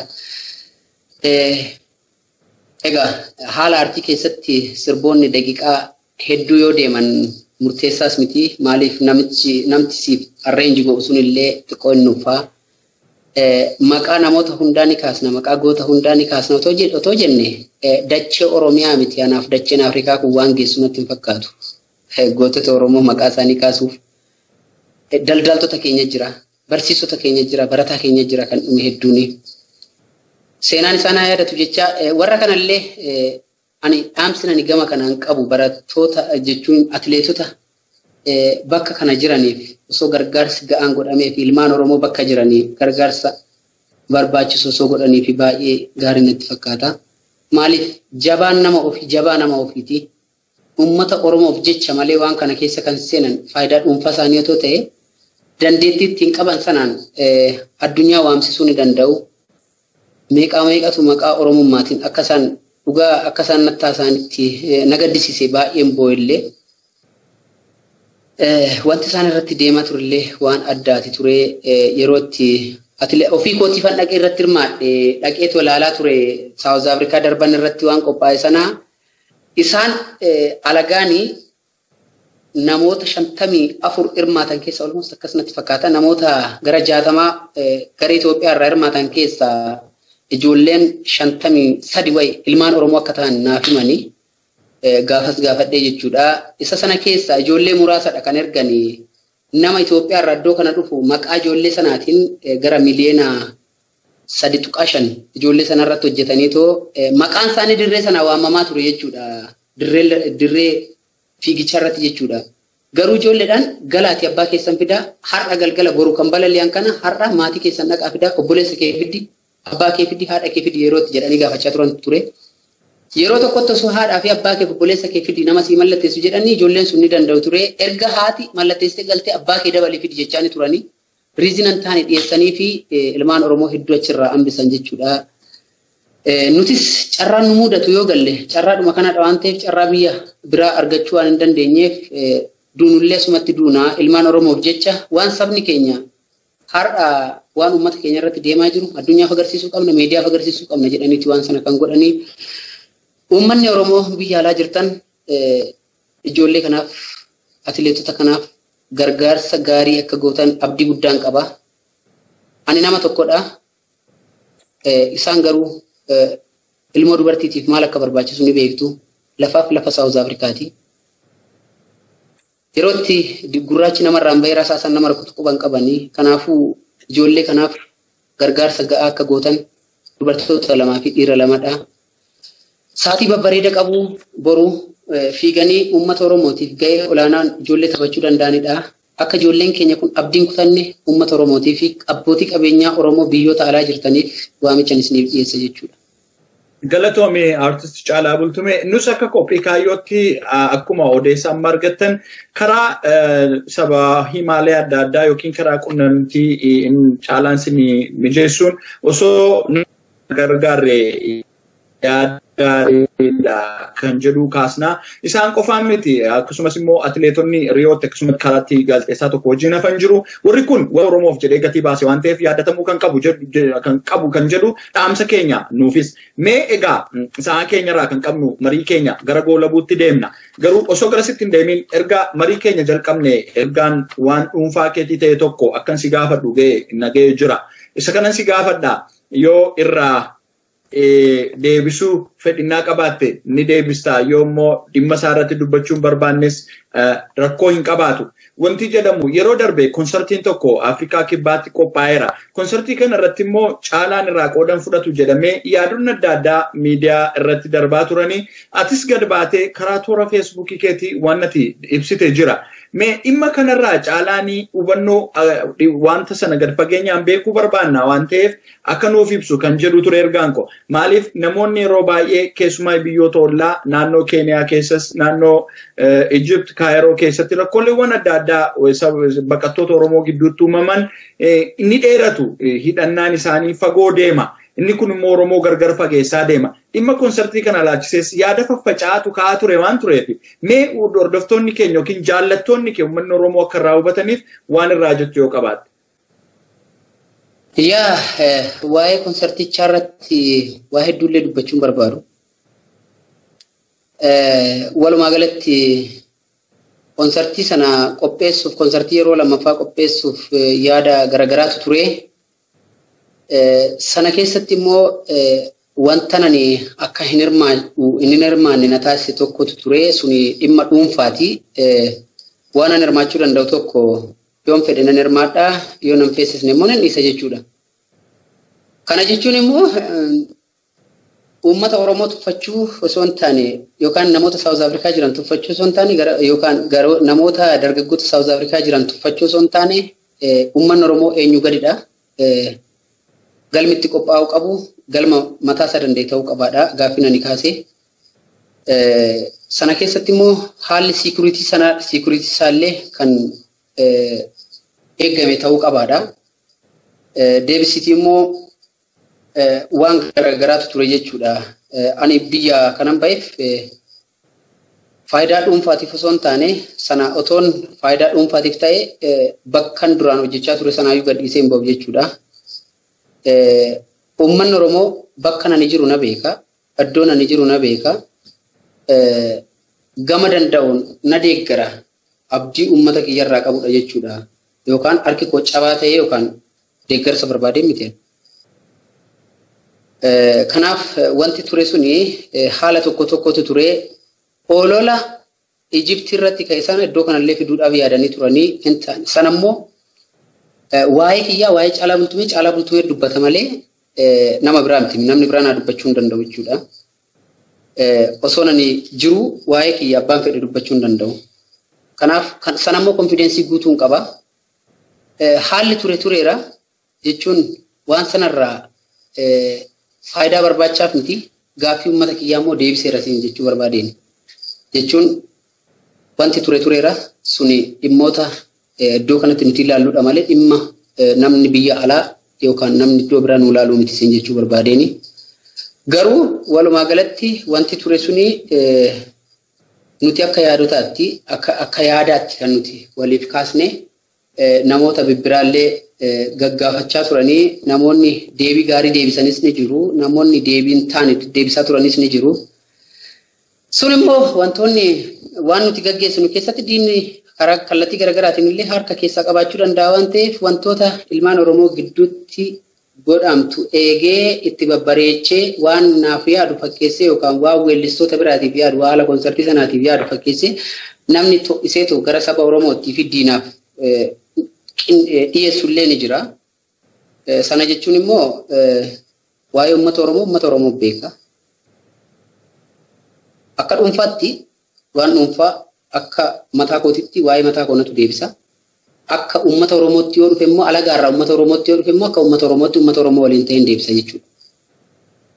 Garuu gara fuulduraatti barnoota irraa argatamuu kan qabu weellisaan tokko yoo fedhe konsertii fedhe hirmaachuu ni danda'a. Yoo fedhuu baate immoo ni dhiisa jechuudha. Kana jechuun immoo olola waan irratti obsisuun qabu jiruu sadoo dhuunfaa ofiitiif jedhanii jireenya dantaa ofiitiif jedhanii yookaan akkuma dura jalqaba irra si tuqe sana namni guutummaan guutuutti fedhii guutuudhaan si deeggaruuf yookaan si gargaaruuf dhufu ni jira. Namni immoo maqaa barbaachaaf waan sana godhu ni jira. Namni immoo sirraan faayidaa argachuuf deemu ni jira waan ta'eef wantoota sana keessatti sadeen kana keessatti ilaaluu ni dandeessa jechuudha. Fakkeenyaaf anatu weellisaadha malee namni sirboota nan hojjechiisu kana nama dhuunfaa miti kaffalee kan naaf hojjechiisee jechuu barbaadeen. Maaliif ani weellisaa Oromooti qabsoo Oromoo gargaaruun qaba. Uummata Oromootiif boru waan gaarii hojjechuuf har'a galii argachuun qaba. Galii sana immoo yoon siin jedhu galiin ittiin gamoo ijaaru miti beekte. Akka weellistoota Oromoo kaleessaa anaaf waa kadhatamuu qabu jechuudha beekte. Of danda'uun qabaadha. Dandeettiin qabu kanaan of danda'uun qabaadha. Saba Oromootiif waan gaarii hojjedhee darbuun barbaada. Wal dorgommiin kiyya weellisaa Oromoo faana osoo hin taane weellisaa Oromoo fakkeenya gaarii godhadhee alagaa faana wal dorgomuudha jechuudha. Sana keessatti immoo namni hubannoo qixaan qabu waan ta'eef wantoota hedduu deddeema, wantoota hedduu jira. Sana immoo salphisnee ilaallee bira darbuun barbaachisaadha. Walumaa galatti konsertiin sun haala gaarii fi haala nagaadhaan xumuramee jira. Wanti fedhe yoo haasa'amaa tureyyuu deebii ga'aa laannee irraa siin jechuu barbaadeen uummata Oromoo Saawuz Afrikaa gama kanaan kanan sirriitti galateeffachuu barbaadu. Qannacha takkittiitu foon guutuu balleessa jedhan beekte. Nama tokko nama lamaaf ani uummata Oromoo Saawuz Afrikaan jiru. Uummata akka kaleessa mataatti na baataa ture har'allee mataatti na baachaa ture jechuudha. Jaalalli isaa kan hin jijjiiramne nu qubachiisuu keessatti deeggarsa nuuf kennuu keessatti kabajaa olaanaadhaan nu simachuu keessatti uummanni Oromoo Saawuz Afrikaa gahee olaanaa qaba. Uummata Oromoo iddoo biraatiif illee barnoota guddaa warra ta'anidha. Galata guddaan qabaa fi baay'een ajaa'ibsiifadha. Baay'een kabajaa qabaa fi jaalala naaf qabaniif malee caalammaaf hirmaachuu dide jedhanii waan garaagaraa barreessuun sun kabajaadhaa fi jaalalaa fi galata guddaan qabaaf jechuu barbaadeen uummata Oromoo Saawuz Afrikaa baay'een jaaladha. Baay'een kabajaa akkasuma uummata Oromoo addunyaarra jirtan haala garaagaraa keessa taatanii jiruu dhuunfaa keessanii jiraachaa alagaaf hojjechaa warri deeggarsa gaarii yaada gaarii naaf qabdan hundi keessan faadhaa kabajaa argadhaan isiniin jedha. Baay'een isin jaaladha. Isinirraa dhalachuu boonaa jechuun barbaada. Isinillee dhumarratti dhaammatta dhaamsa kee wanta waan ijoo tokko haa kaasnu hojii aartii keessatti amma akka dhaloota yeroo ammaatti atis dirree qabsoorraa qooda fudhatteetta. Dhiyeenya keenya aartistoonni keenya hangafa ta'an kanneen akka Elemoo Aliifaa dirree qabsoo deemanii haala waraanni bilisummaa Oromoo keessa jiru uummataaf ibsaa turan har'a miti ka jalqabame jechuudha. Durii kaasee aartistoonni Oromoo waan Oromoo akka affoolaatti kan seenaan beennu sirbaan seenaa barsiisu qabsoo hidhannoorraas qooda fudhachuu dinagdeetiinis hawaasa kana walitti fiduutiinis shoora olaanaa qabu. Isa dhugaa jechuuf yoo dubbachuuf yoo ta'e aartistoonni Oromoo baay'ee gumaacha guddaa qabu adeemsa bu'ii bahii qabsoo bilisummaa Oromoo keessatti. Mee yeroo ammaa kana garuu biyya keessatti yeroo ilaallu namni qabsoo bilisummaa Oromoo tokko deeggaruu fi ofii ijaaramee yaada tokko qabaachuun barbaachisaadha. Wantoonni akka armaan duraatti hin mul'anne wantoonni tokko ni jiru jechuudha. Mee dhumarratti dhaamsa kanaan wal qabatee dhaamsa ati qabdu artistoota akka keetiitiif artistoota gameeyyii si dura turaniifis adeemsa qabsoo bilisummaa Oromoo keessatti ijaaramanii qooda fudhachuu kana qofaa miti. Ati jaallan qabsoo dirree irratti dhiiste hirbuurraa dhiistee dhufte miti. Warra kaan kanneen amma qeerroo bilisummaa jalatti ta'anii haa ta'u akkasumaan artistoonni waa'ee Oromoo biyya keessa ta'anii harka isaanii xiqqaa humna hin qabneen waan Oromoo dubbataa jiran jiru. Warri kun deeggarsa keenya hundumaa barbaada. Keessaayyuu artistoonni ijaaramanii isaan kana bira dhaabbachuu qabu. Garuu wantoonni bifa ijaaramsa qabuun raawwatamaa jiru tokko hin mul'atu. Isaan kanaaf mi'aati akka guddataa artistii tokkootti akkasimmoo baay'ee uummata Oromoo biratti jaallatamutti maal dhaamsa maalii qabdame? Dhaamsi nani qabu nama of danda'etu nama ofii waan tokko qabutu nama waa harkaa qabutu waa gochuu danda'a. Nama ijaarametu waa gochuu danda'a. Nama of ta'etu sabaaf ta'uu danda'a. Nama uummata ijaarametu ummata gamtaadhaan socho'etu saba isaatiif illee biyya isaatiif illee waa ta'a jechuudha. Kanaaf artistoonni Oromoo ijaaramuun barbaachisaadha. Artistoonni Oromoo ijaaramuun barbaachisaadha. Baay'ee ijaaramuun barbaachisaadha ammallee irra hin deebi'u jechuudha. Kana jechuun nam tokko akkanatti sirbee yaa sirba isaa jennee wal ajaa'ibsiifachuu qofaa miti. Wal barbaaduun wal barbaachisuun barbaachisaadha. Fakkeenyaaf weellistoota Oromoo baqatanii hamma yeroo dhiyoo keessa biyyoota ollaa seenantu jira. Bakki isaan jiran akkamii? Maalirra jiru? Rakkoon isaan keessa jiranoo maali? Jennee wal gaafachuu danda'u barbaachisaadha. Yoon harkaa qabaadhinani artistii tokkoof waa gochuu danda'a. Ofitti amaneen kiisa kiyyatti amaneen artistii Oromootiif waa gochuu danda'a. Artistoonni Oromoo guyyaa tokko ani jireenya koo keessatti artistoonni Oromoo wal qoodanii hin beekan. Haga abbaan fedhe wal qoodee waan garaagaraatiin ijaaramu artistiin Oromoo sanuma ture. Qabsoo Oromoo kan gakkufte ol kaasuu keessatti ofii isaaniitti ciniinnataniitu osoo ikoonomikaalii guddachuu danda'anii diina afaan hojjetanii osoo jijjiiramuu danda'anii osoo waan fedhan konkolaataa fedhan akka fedhanitti qabatanii ofuu danda'anii saba kanaaf jecha cabaniiru. Saba kanaaf jecha jilbeeffataniiru. Saba kanaaf jecha isaaniif kadhatameeramu. Weellistoota Oromooti immoo dabballeen qabsoo Oromoos weellistoota Oromooti. Goonni qabsoo Oromoos weellistoota Oromooti. Haggaa abbaan fedhe yoo ganee galu weellisaan Oromoo tokko hin argine nuti. Iddoo taa'e sanatti illee bakka dhukkubsatee taa'e sanatti illee osoo yaa Oromoo jedhu du'a.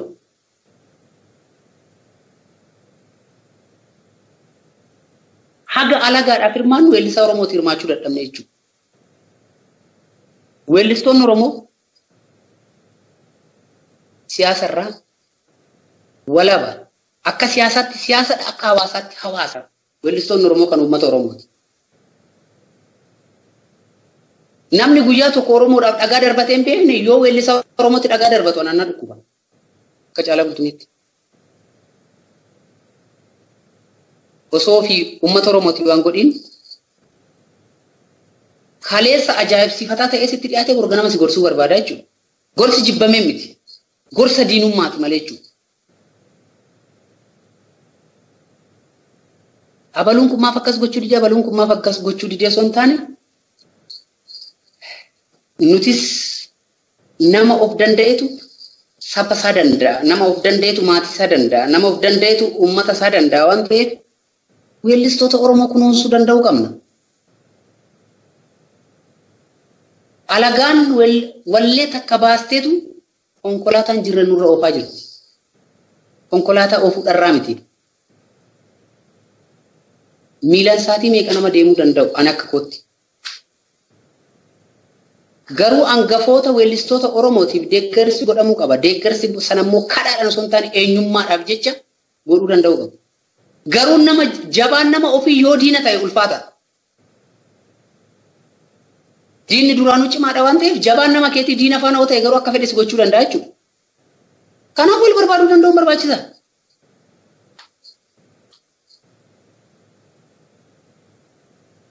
Haalli jiru kanadha. Weellistoonni Oromoo ijaaramuu qabu. Dhugaadha immoo ijaaramaniiru immoo jechuun osoo ijaaramuu baatanii diinni har'a magaala Finfinnee keessa olii gadi ari'ee ijoollee keenya ni dhufu jechuudha. Waan ani jedhu waan dhaga'aniif, waan isaan jedhan waan dhaga'uuf, waan hojii kana hojjechiisaniif, waan hojii isaanii ani hojjedhu. Sana jechuun Oromoon mana muuziqaa mataa isaa danda'e, baandii mataa isaa danda'e akka biyya alaattis ta'ee qabaatee miti. Namoota shiraan guutamantu namoota akka aartiin Oromoon guddanne, namoota akka siyaasni Oromoon guddanne, namoota akka miidiyaan Oromoon guddanne yaadantu Oromoo keessatti kan guddatantu jira waan ta'eef. Fakkeenyaaf OMN miidiyaa Oromooti. ONNs miidiyaa Oromooti. Oromoo TVs miidiyaa Oromooti. Oromiyaa keessa dhaabatu Oromiyaa TVnis miidiyaa Oromooti.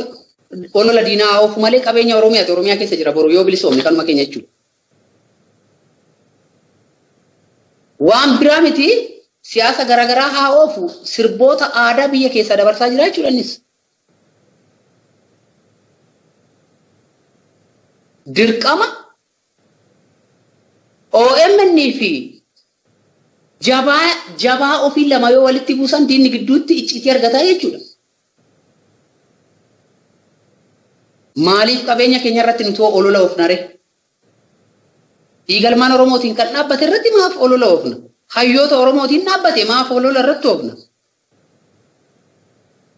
Qabeenya keenya nuti yoo kunuunfanne malee alagaan nu kunuunsuu hin danda'u. Nuti of taanee yoo ofii keenyaaf yoo jabeessine jabaa nama keenyaa yoo nuti ofii jabeessine malee alagaan dhufee nu jabeessuu hin danda'u. Ulaagaa walii kennuu danda'uu qabna. Sadarkaa walii kennuu danda'uu qabna. Dhugaadha isa beekuun dhugaadha beekaadha jennee raayit gochuun barbaachisaadha. Nama dandeettii qabu dandeettii isaatiin kabajuun barbaachisaadha. Maal nuti alagaa yoo dhufe malee alagaa jalatti qofa jilbeeffanna maal hayyuu keenyaaf yoo jilbeeffanne maaltu nurraa irrata? Sadarkaa beekumsa keenyaa beekuunis barbaachisaadha. Ani amma waa'ee aartii irratti yoo na gaafatan haga sakaanii danda'uu dhiisuu nan danda'a. Hamman danda'uu fi hanga hin dandeenye nan beeka. Waan tokkoon waan ani danda'u ati hin dandeessu tarii walirraa haa barannudha. Walii obsuu danda'uu qabna. Tokko waa balleessee dhabduubu makaatee aleeluu qofa miti. Dandeettii miti. Alagaan diinni yookaan wayyaaneen adda bilisummaa Oromoon tuffanne haga gantuun Oromoo keessa jirtu tuffatte jechuudha. Diinni keenya guyyaa tokko atakkanaati sana jedhee dubbatee hin beeku. Haga nuti walirratti haasofnu jechuudha. Jabaa nama keenyaa immoo qabsoo Oromootiif kan bahe kamiyyuu eenyumaaniyyuu jabeeffachuun barbaachisaadha. Jabaan nama ofii jabaa nama ofiiti. Nama qabsoo Oromootiif bahe kamiyyuu paartii fedhe haa hordofu. Siyaasa fedhe keessa haa jiraatu. Namni qabsaa Oromoo bahe namni arrabsu anaaf diina guddaa. Ana biratti. Kanaafuu qabsaa'ota keenya isaa jabeeffannu abbaan dandeettii qabu hojii naa agarsiisu. Uummata Oromoo biratti uummanni Oromoo nama hojii agarsiisu barbaada. Haala teenyaan ifatis akkasumatti haasa'uu ni dandeenya jechuudha. Kanadha haasaa isinitti hin baay'isu. Ulfaadhu baay'ee si jaallannaa utuu wal wajjin mari'ataa wantoota baay'ee dabarsineeti namoonni baay'ee irraa baratu jedhee yaada yeroo keenyarraa kan ka'e sagantaa keenya asumatti xumurraa ogeessi teeknikaa keenya sirba kee tokko nu affeeree sagantaa keenya goolabannaa sagantaa kana kan isin geggeessaa ture Raajii Guddataa akkasumas ogeessi teeknikaa keenya Gadaa Araaraa waliin waan baay'ee akka irraa baratan turtii keenya artisti Caalaa Bultumee wajjin abdii qabna. Mee dhumarratti wanta ati uummata Oromoo si jaallatuu fi gabaabsitee dhaammattu yoo jiraate. Wanti nan dhaammadhu jiraate uummanni Oromoo biyya keessa jirtan kaabaa kibba bahaadhiyaa kan jirtan haala gaariirra jirtu jabaadhaa. Akkasuma jaallan dirree qabsoo jiranii fi beelaaf dheebuun halkanii guyyaa warra rakkataniif jaallan hunda qaamaan isinirraa fagaadhullee yaadni kiyya akkuma kaleessaa isin faana jiran jedha. Ilmaan Oromoo maqaa Oromummaatiif fi maqaa Oromiyaatiif maqaa adda bilisummaa Oromootiin hidhamtanii manadhaa jirtan hunda keessaniif keessi koo gaddi guddaan isinatti dhaga'amu. Rabbi guyyaa bilisummaa fidee dachee dukkana keessa jirtan san keessaa Rabbi sinaa baasuun jedha. Ilmaan Oromoo warra rasaasa diinaatiin rukutamanii mana yaalaa garaagaraa keessa ciisanis immoo Rabbi fayyaa isaaniif haa kennuun jedha. Akka isin fayyisuuf bakka jirrutti ilmaan Oromoo hundi du'aa isinii goona. Rabbi isiniif kadhanna. Warra qaamaa hir'attanis immoo galanni keessan bilisummaa ta'u. Eenyummaaf jecha saba keessaniif jechadha kan miidhama kana hunda isinirra ga'een jedha. Oromoota biyya alaa jiran warra tokkoomuu ilmaan Oromoo jaalatanii fi akkasuma saba Oromoo walitti qabamuu saba Oromootiif warra halkanii guyyaa yaadan warra qabsoo Oromoo kanaaf jecha ba'anii roorroon isaan danqitee bakka garaagaraa keessa jiraatanii fi biyyoota ollaa keessatti baqatanii roorroon garaagaraa irra ga'aa jirtu. Isaanis Rabbi bilisummaa nu agarsiisee waan sana keessaa nu baasuun jedha. Ummata na jaalatuu fi ummata Oromoo kabajaa guddaa naa qabu yoomillee kabajaan kiyya. Akkasin na jaalattan jaalala guddaan isiniif qaba. Kabajaa guddaan isiniif qaba. Ilmaan Oromoo bahaadhiyaatti kaabaa kibbatti addunyaa guutuurra jirtan jaalalli kiyya guddaan isin bira naaf haa ga'uun jedha. Isinillee warra sagantaa na yaadattanii bakka nani jirutti qophii kaayyoo warra qopheessitan akkasuma gaazexeessitoota Oromiyaa Miidiyaa Neetworkii fi akkasuma OMN illee akkasuma ONN illee akkasuma warra Oro TV keessa jirtanii fi jaallan biyya ollaa jirtan kaleessa qabsoo irra turtanii har'a ammoo jiru isin biyyaa isin baaste halkanii guyyaa nama garagaraatiif bakka garagaraatti ergamaa jirtan jaalalli kiyya guddaan isin bira sinaa ga'uun jedha. Miidiyaan Oromoo immoo miidiyaaleen Oromoo kana caala guddatanii akka addunyaatti waa'ee Oromoo fi waa'ee Oromiyaa irratti akka isaan haasa'an abdii guddaan qaba. Oromoo wal jaaladhaa, wal kabajaa, wal barbaadaa. Yoo nuti wal barbaanne yoo nuti humna qabaannedha diinillee kan nu sodaatun jedha. Galata guddaa qabdu warri qophii kaayyoo qopheessitan ulfaadhaa. Ilmaan Oromoo yaada garaagaraa as jalatti illee kennaa turtan yaada keessan ijaarsa namaa kennuu fi akkasuma warri yaada garaagaraa kaastan illee hundi keessanuu galatooma ulfaadhaa. Wanti hundi akka sirratuu fi yaada kan kennamu galata guddaa qabdu ulfaadhaa. Horaa bulaa Caalaa Bultumee yookaan qeerransoo gooticha Oromooti. Ulfaadhu Caalaa egaa maqaa biyyaa falmadhu yoo falmattes falmiin sumarraa tola biyyan keetii eegsisi dargaggootti leenjisi biyyan keetii eegsisi dargaggootti leenjisi. Yaabba biyyaa falmadhu yoo falmattes falmiin sumarraa tola biyyan keetii eegsisi dargaggootti leenjisi biyyan keetii eegsisi dargaggootti leenjisi. Shimaleen gaafa shimalaa lolanii koodeen gaafa rakkinaa tolanii inseesini maaseessita maqaa baakee balleessita maaseessita maqaa Oromoo balleessita maaseessita maqaa baakee balleessita maaseessita maqaa baakee balleessita. Wareegame sanyiin gootaa biyya abbaasaaf jedheeti malee Oromiyaaf jecha deemee ni du'u. Booree baannee yoomuun teenyuu hidhu jabeessi sinnaara garaa sin dadhabsiisi ni deemsi karaa. Yoo wareegame sanyiin gootaa biyya abbaasaaf jedheeti malee Oromiyaaf jecha deemee ni du'u. Booree baannee yoomuun teenyuu hidhu jabeessi sinnaara garaa sin dadhabsiisi ni deemsi karaa. Irraa hiikte yaa goota irraa hiikte irraa hiikte irraa hiikte woboo irraa hiikte irraa hiikte mee akkamitti irraa hiikte natti mi battaalaan dhudhu kaase homaa jaallan koo baase bombiidhaan daara baase da'oo diinaa tarsaase kilaashii fi girnoovaa mooyaaleetti irraa yaase kilaashii fi girnoovaa mul'iyaan bootti irraa yaase. Irraa hiikte yaa goota irraa hiikte marree irraa hiikte irraa hiikte woboo irraa hiikte irraa hiikte marree mee akkamitti irraa hiikte natti mi battaalaan dhudhu kaase gumaa jaallan koo baase hojiidhaan daara baase gumaa gooticha baase Kilaashii fi girnoova mooyaalee tirraa yaase. Kilaashii fi girnoova mooyaamboo tirraa yaase. Masico, Masico.